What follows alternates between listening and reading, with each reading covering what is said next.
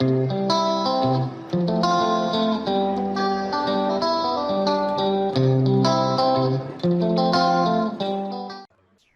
gran saludo para todos. Continuamos con el capítulo de representación de sistemas de control.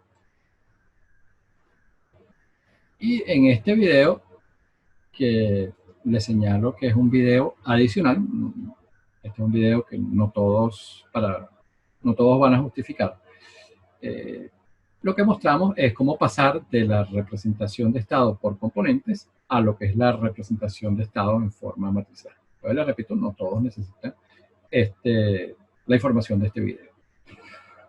Entonces, vamos a recordar inicialmente lo que es una matriz. Entonces, una matriz es un arreglo rectangular de objetos, y estos objetos generalmente son números y los llamamos elementos de la matriz. Las matrices constan de renglones o filas y de columnas. Las filas, los renglones, se enumeran de arriba hacia abajo y las columnas desde la izquierda hacia la derecha. Entonces, la matriz siguiente tiene 2 filas y 3 columnas. Entonces, vamos a decir que es una matriz de dimensión de tamaño 2 por 3. Entonces, el primer número representa las filas y el segundo las columnas. Si nosotros deseamos multiplicar estas dos matrices, la matriz A y la matriz B, tenemos lo siguiente. Si A es una matriz de tamaño M por R, M filas y R columnas, y B una matriz de tamaño R por N, R filas y N columnas, el producto A por B va a ser de tamaño M por N. Entonces, para que la multiplicación de matrices, esta operación, sea posible, estos números interiores, estos números internos deben coincidir. Es decir, las columnas de la matriz A deben coincidir con el número de filas, el número de renglones de la matriz B. El tamaño del producto lo dan los números externos. Entonces, la validez de la multiplicación la da la coincidencia de los números internos, y el tamaño de la matriz resultante, de la matriz producto, lo da los números externos. Entonces, para multiplicar, nosotros consideramos filas de la primera matriz con columnas de la segunda. Entonces, esta matriz A, que tiene dimensión aquí 2 por 3, 2 filas por 3 columnas, y esta matriz B, que tiene dimensión 3 por 2, 3 filas por 2 columnas, vemos que los números internos coinciden, por lo tanto la multiplicación es válida, y el resultado va a tener como dimensión los números externos, va a ser 2 por 2. Entonces, aquí vamos a presentar el resultado en forma general. Vamos a tener 4 elementos que los vamos a identificar por estos términos, ¿no? El A11, el A12, el A21 y el A22. Esta notación de doble subíndice, el primero de ellos se asocia a la fila y el segundo a la posición de columna. Entonces, el A11 significa que es un elemento que está en la primera fila y en la primera columna. El A21 va a ser un elemento que está en la segunda fila y en la primera columna. Entonces, si nosotros queremos calcular el valor de A11, miramos la primera fila y la primera columna. Entonces, van a estar involucradas la primera fila y la primera columna. Y vamos a efectuar la multiplicación y estas sumas de esta manera. Vamos a multiplicar 2 por 4 más 3 por 0 más 7 por 5. El resultado nos da 43 y 43 es A11, lo que colocamos acá como primer elemento de la matriz producto. Para calcular A12, consideramos entonces la primera fila y la segunda columna. Eso va a ser 2 por 9 más 3 por 8 más 7 por 0. Eso es igual a 42. Eso es entonces el valor A12. Entonces, de esa manera nosotros multiplicamos. Entonces, aquí lo que nos interesa es que para multiplicar interviene la fila de la primera matriz con la columna de la segunda. Y eso es lo que vamos a utilizar entonces para escribir las ecuaciones de estado en forma compacta, ¿no? En forma matricial.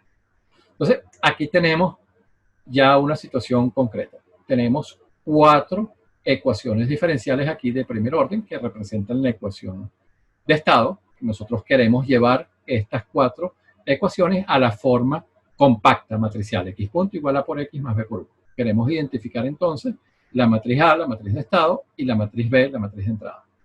Y tenemos aquí 3 ecuaciones algebraicas de salida que queremos también llevar a la forma matricial, a la forma compacta. Es decir, identificar la matriz C y la matriz D, la matriz de salida y la matriz de transmisión. Entonces, observando la parte de arriba, que son las ecuaciones de estado por componentes, que son 4, nos damos cuenta entonces que el vector de estado tiene 4 componentes. Entonces, aquí n en este caso es 4. Nos damos cuenta igualmente que en el caso de las entradas hay 2. Por lo tanto, m, la dimensión del vector de entrada, es 2. Y en el caso de la salida, bueno, hay 3 variables de salida, por lo tanto, P es igual a 3. Entonces, ya de entrada, uno puede anticipar las dimensiones de las matrices A, B, C y D. Recuérdense que A tiene dimensión general, n por n. Esta dimensión n por m. Esta tiene dimensión P por n.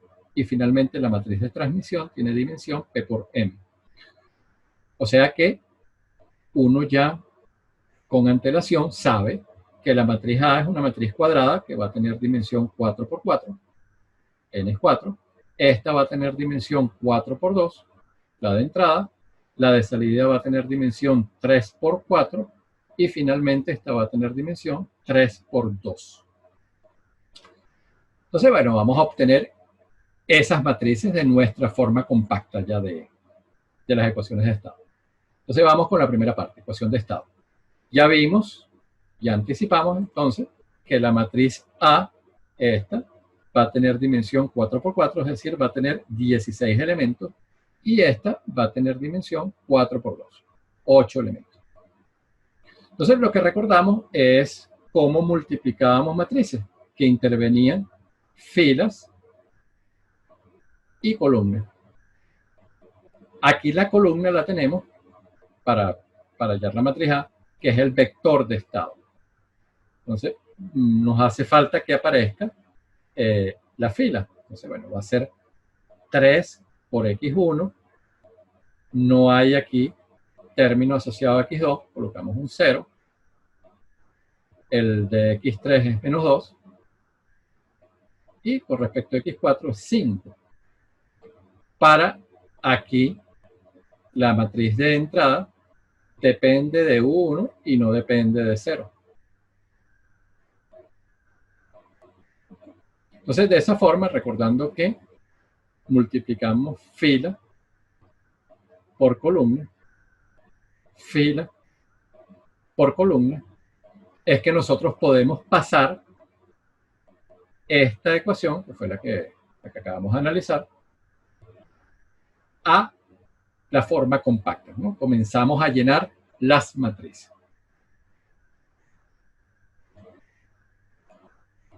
Entonces, eso es lo que tenemos aquí. De esta manera llenamos la primera fila. Algo similar podemos hacer con todas las demás. Fíjense que para la segunda tenemos 2 por x1, depende de x2, con 7, no depende de x3, colocamos un 0, depende de x4, colocamos un 4. No depende de 1, 0, depende de u2, colocamos 2. Y las últimas 2 filas nos permiten llenar, o las últimas 2 ecuaciones nos permiten llenar las últimas 2 filas de la matriz de estado y de la matriz de entrada.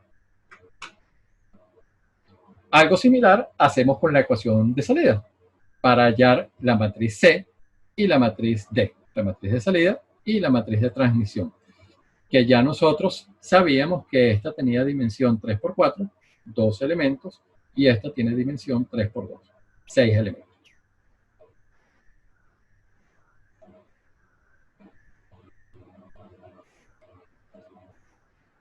Entonces, bueno, recordando que la multiplicación involucra filas y columnas, nosotros podemos llenar los 12 elementos de la matriz de salida y los 6 elementos de la matriz de transmisión. En definitiva, la representación compacta en forma matricial para las ecuaciones por componente que presentamos al inicio, bueno, van a lucir de esta manera. Les agradezco su atención, que tengan un excelente día.